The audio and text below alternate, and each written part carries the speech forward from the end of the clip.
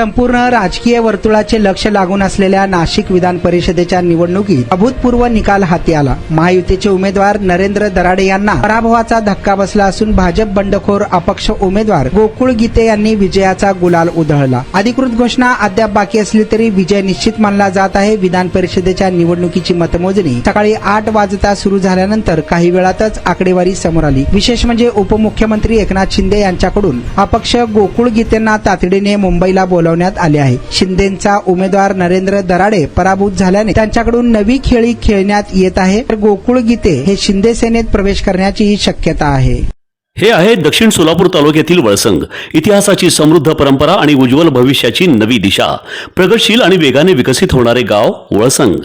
कुरनूर धरणाच्या सानिध्यात निसर्गरम्य वातावरणात वसलेले वळसंग सोलापूर पासून फक्त 12 ते 15 मिनिटे, अक्कलकोट पासून फक्त 12 ते 15 मिनिटे आणि रेणनगर पासून केवळ 7 ते 8 मिनिटे अंतरावर सोलापूर अक्कलकोट महामार्गावरील उड्डाण पूल आणि वेगवान महामार्गाच्या थेट संपर्कात असलेले वळसंग।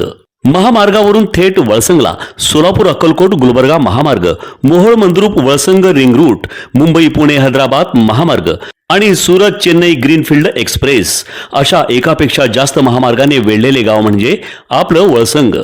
वळसंग हे आता महाराष्ट्राच्या नकाशावर नव्या विकासाचे केंद्र बनले आहे। वळसंग मध्ये आहेत प्रसिद्ध मंदिरे, सोलार हब, टोलनाका, जवळच आहे कुरनूर धरणाचे ताजे पाणी आणि निसर्ग सौंदर्य आणि विविध ठिकाणी आकर्षक हॉटेल्स व ढाबे सुद्धा। प्रवासात थकलेल्या प्रवाशांसाठी स्वादिष्ट जेवण, आराम, ताजेतवाने आणि प्रदूषण मुक्त वातावरण। वळसंग हे केवळ गाव नाही, एक उत्कृष्ट थांबा आहे, एक संधी आहे, एक भविष्य आहे। वळसंग ऐतिहासिक वारसा, आधुनिक कनेक्टिव्हिटी आणि उद्याच्या विकासाची हमी।